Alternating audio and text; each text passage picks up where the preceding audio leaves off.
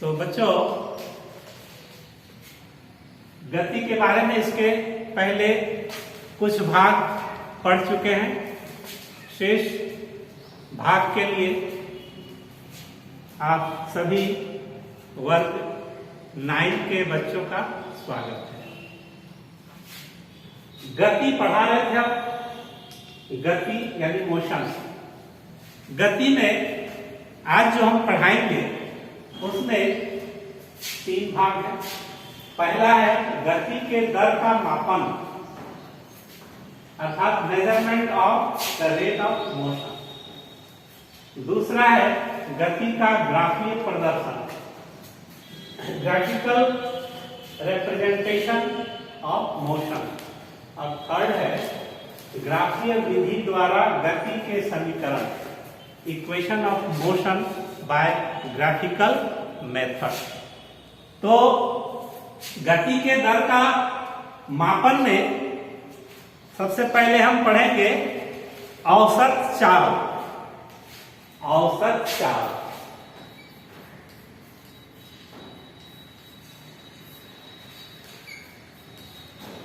औसत चाल यानी क्या है? Average speed. एवरेज स्पीड है क्या? पहले कोई भी वस्तु चलती है या गति करती है तो उसकी एवरेज स्पीड भी होती है। एवरेज स्पीड की परिभाषा है कि वस्तु द्वारा तय की गई दूरी तथा दूरी को तय करने में कुल लगा समय के अनुपात को औसत चाल कहते हैं। वस्तु द्वारा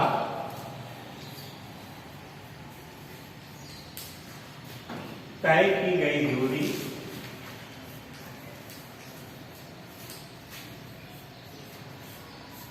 तथा दूरी तय करने में लगा समय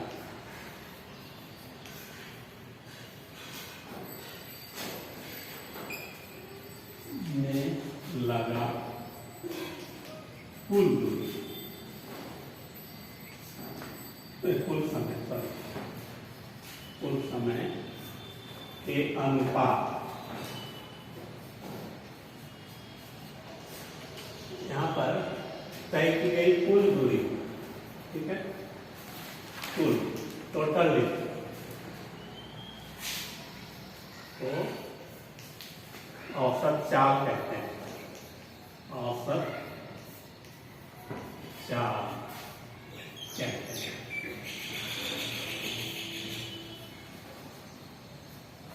तो औसत चाल बराबर क्या हो जाएगा? औसत चाल बराबर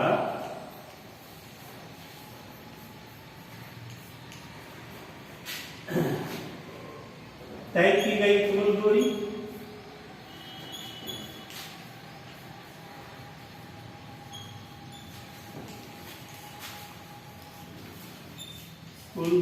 बटा कुल समय।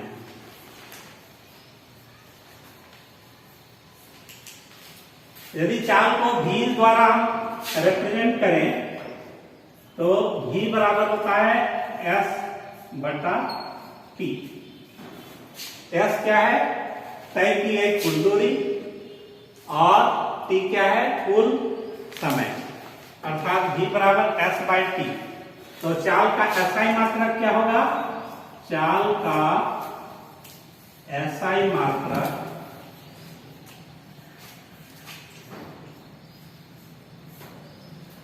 मीटर प्रति सेकंड, मीटर प्रति सेकंड, या इसको शॉर्ट में हम m by s by T, m by T कहेंगे,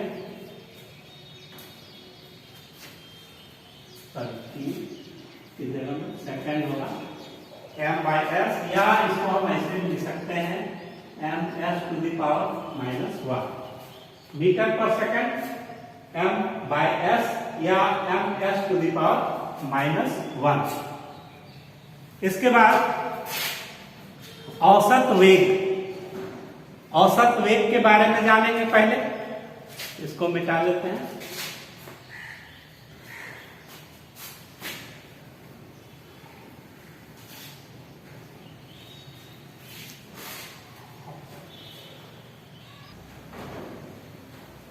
तो औसत चाल के बाद औसत वेग। तो एक समान रूप से वेग परिवर्तन में प्रारंभिक वेग और अंतिम वेग के गणितीय माध्य को औसत वेग कहेंगे। औसत वेग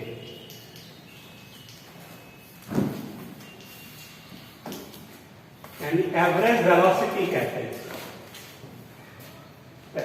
एवरेज वेलोसिटी में अभी हम आपको बताए कि एक समान रूप से वेग परिवर्तन में, एक समान रूप से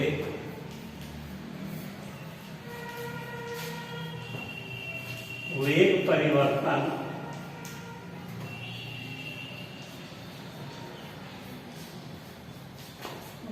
में प्रारंभिक वेग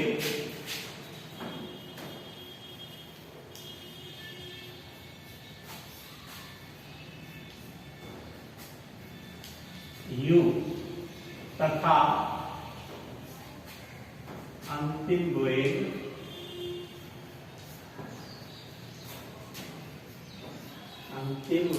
v के गणितीय माध्य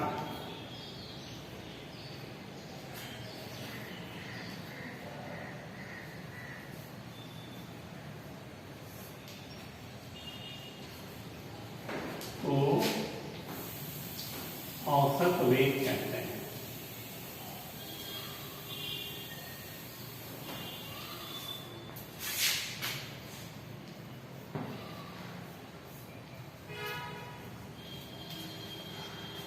औसत वेग की परिभाषा है एक समान रूप से वेग परिवर्तन। जैसे एक सेकंड में मान लीजिए 5 मीटर पर सेकंड का वेग लग रहा है, तो दूसरे सेकंड में भी उतना ही लगेगा। इसीलिए कहा गया है एक समान रूप से वेग परिवर्तन में प्रारंभिक वेग u तथा अंतिम वेग v। ये क्या है? इनिशियल वेलोसिटी, और v क्या है? Final velocity. तो प्रारंभिक वेग u तथा अंतिम वेग v के गणितीय माध्य को औसत वेग कहते हैं। ठीक है। यदि औसत वेग को v माना जाए तो v बराबर u और v के जोड़ बटे 2, u प्लस v बाय 2।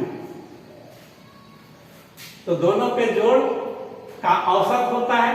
इसमें दो टर्म है u और v, इसीलिए 2 से डिवाइड किए, तो v बराबर u प्लस v बटे 2।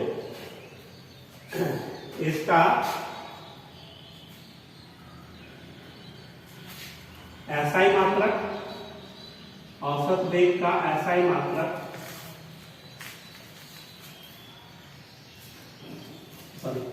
औसत वेग का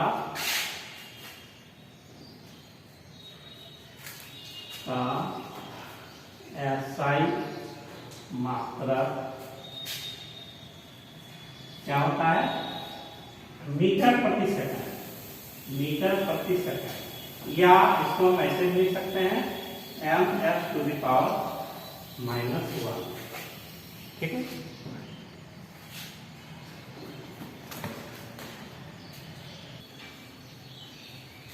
इसके बाद त्वरण के बारे में जानेंगे।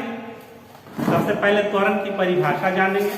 तो किसी वस्तु द्वारा प्रति इकाई समय में वेग परिवर्तन की दर को त्वरण कहते हैं। त्वरण, इसको इंग्लिश में कहेंगे एक्सीलरेशन। किसी वस्तु द्वारा प्रति इकाई समय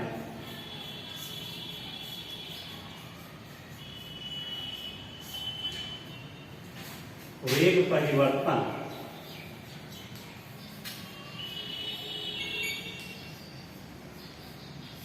की दर को त्वरण कहते हैं।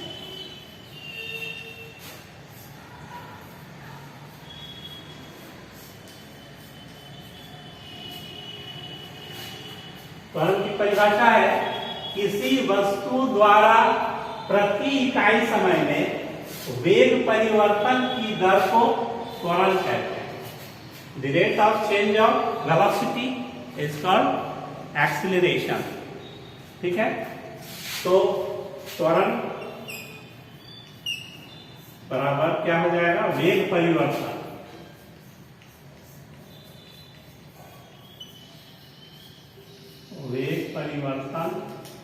बटा समय।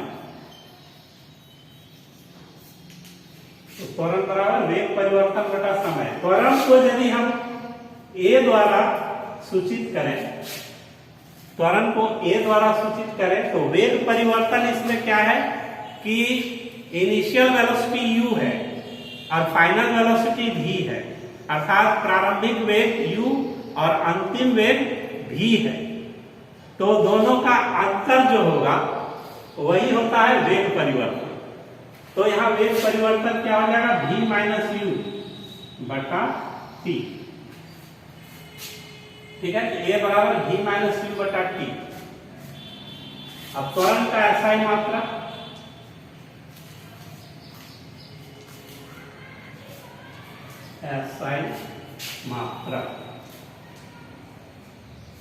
इसको कहेंगे मीटर प्रति सेकंड स्क्वायर, या इसको ऐसे भी लिख सकते हैं ms to the power minus 2। ठीक है, ऐसा ही मात्रा क्या हो गया, मीटर पर सेकंड स्क्वायर या ms to the power minus 2। ठीक है,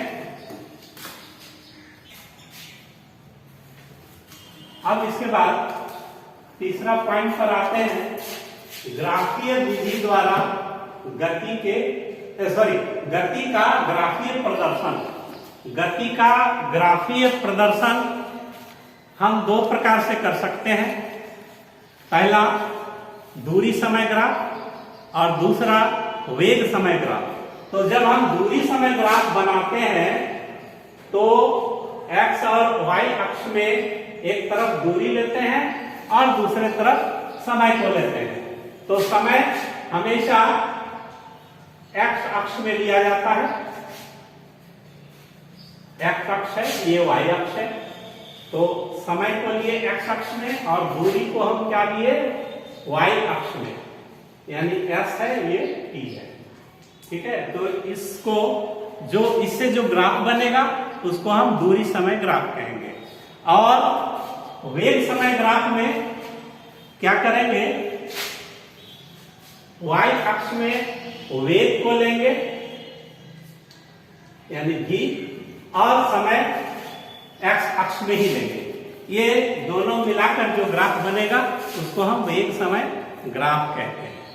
ठीक है, अब थर्ड पॉइंट,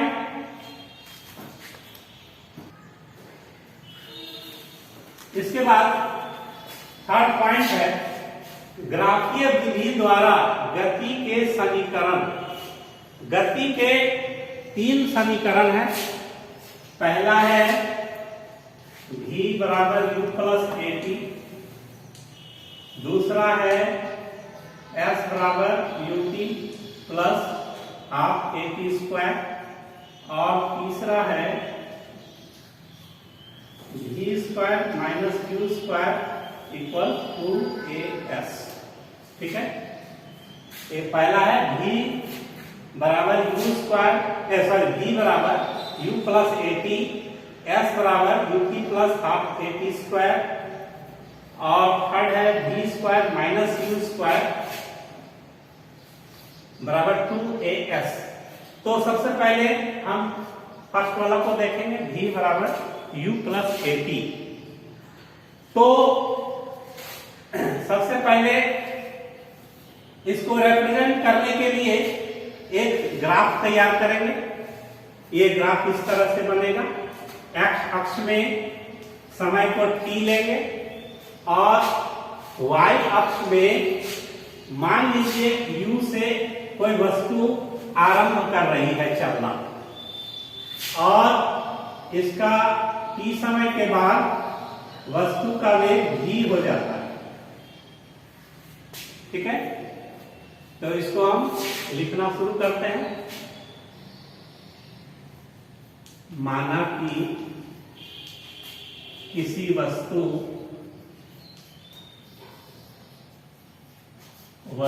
का प्रारंभिक वेग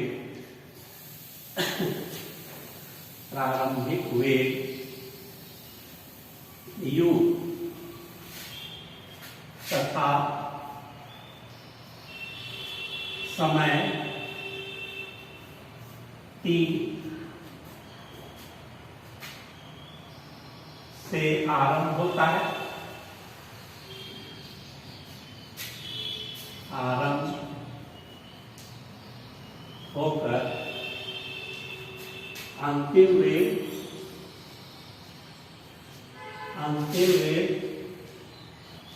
v हो जाता है। अंतिम वेग क्या हो गया? v।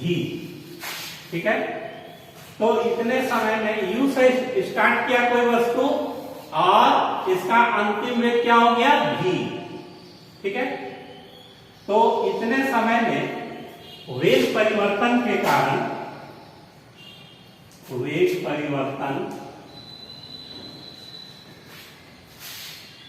में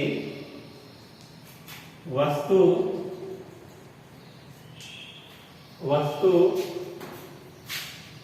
a द्वारा यानी त्वरण a द्वारा a से b तक जाता है।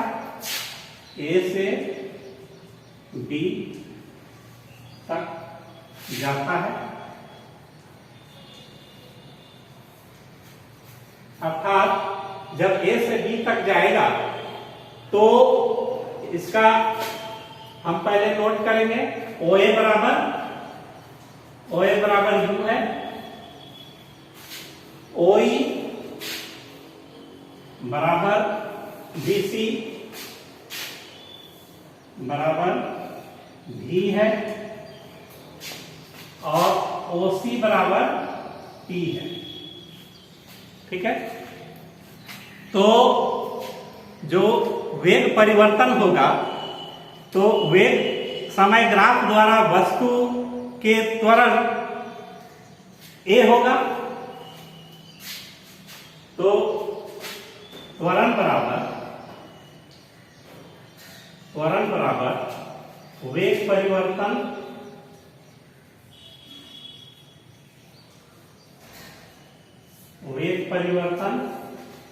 बटा समय।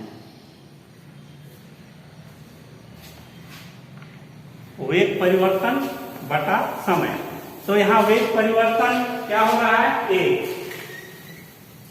a बराबर, तो वेग परिवर्तन इसमें क्या हो जाएगा? देखिए यहां O से V है, O से E तक V है और यहां C से B तक भी V है। ठीक है, और O से A तक U है, तो वेग परिवर्तन क्या हुआ? BD। तो यहां वेग परिवर्तन क्या लिखेंगे? BD। और समय क्या है? OC। ठीक है, तो A बराबर BD बटा OC। यहां पर BD जो है V माइनस U है, वेग परिवर्तन, इसको हम लिख सकते हैं V माइनस U बटा T। ठीक है, इधर हम लिखते हैं इसके बाद। ठीक है, A बराबर BD बटा OC यानी V minus U by T। A बराबर क्या आया? V minus U by T। ठीक है, अब इसको हम क्या करेंगे? क्रॉस मल्टीप्लाई करेंगे। ठीक है, क्रॉस मल्टीप्लाई करने पर क्या निकलेगा, v माइनस यू बराबर 80। u को यदि हम राइट साइड में ले जाते हैं तो v बराबर u प्लस 80, यही हमको प्रूव करना था।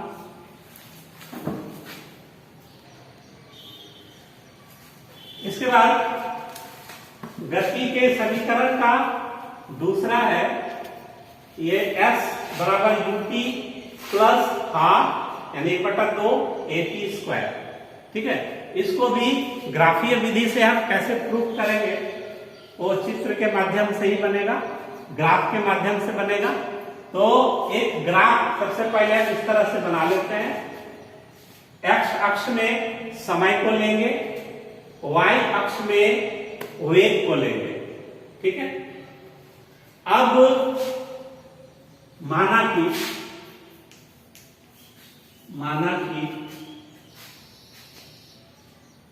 कोई वस्तु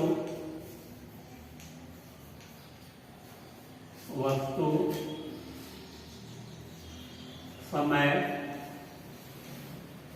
t में प्रारंभिक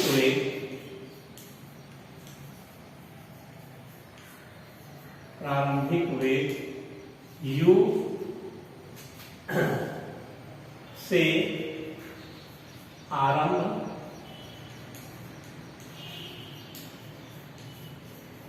करता है और अंतिम वेग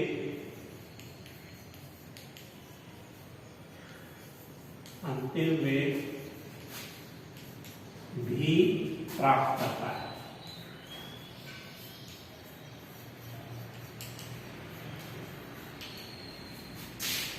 तो t समय में जिस वेग से ये आरंभ किया उतने समय में कितनी दूरी तय करेगी, तो इतने दूरी में ये जो पोर्शन है, यहां आप देख रहे हैं, ये जो पोर्शन इसके क्षेत्रफल के बराबर ही दूरी तय करेगा। अर्थात इस तरह से हम यदि बनाते हैं तो ये क्षेत्रफल जो आएगा वही दूरी तय करेगा। ठीक है, तो यहां पर OC क्या है, OC है T, OA क्या है, U है, OE क्या है, OE बराबर BC बराबर V है। ठीक है, यहां पर OC के बराबर AD भी हो सकता है। ठीक है, OC बराबर AD, यहां AD भी कर सकते हैं। ठीक है, तो ये जो वेग परिवर्तन हो रहा है इस पूरे समयांतराल में वस्तु द्वारा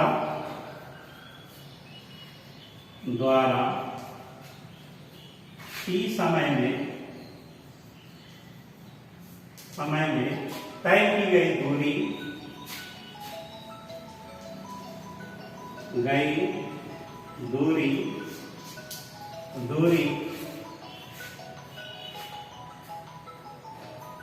ग्राफ में बनाए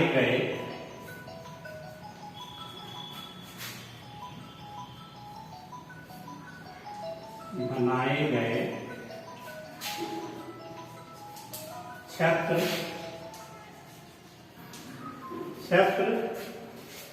AOCD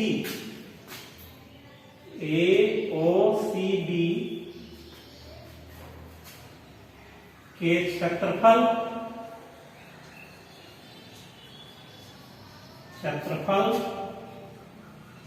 के बराबर होता है।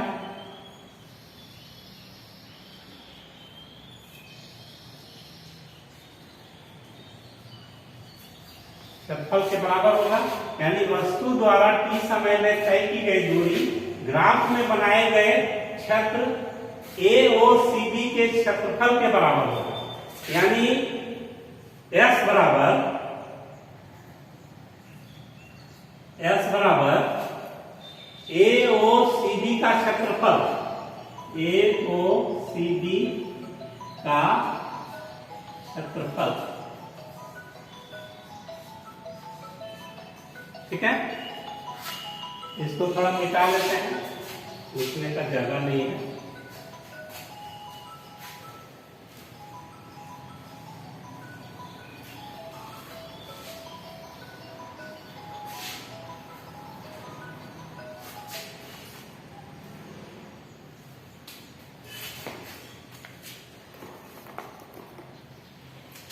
तो S बराबर AOCD का क्षेत्रफल,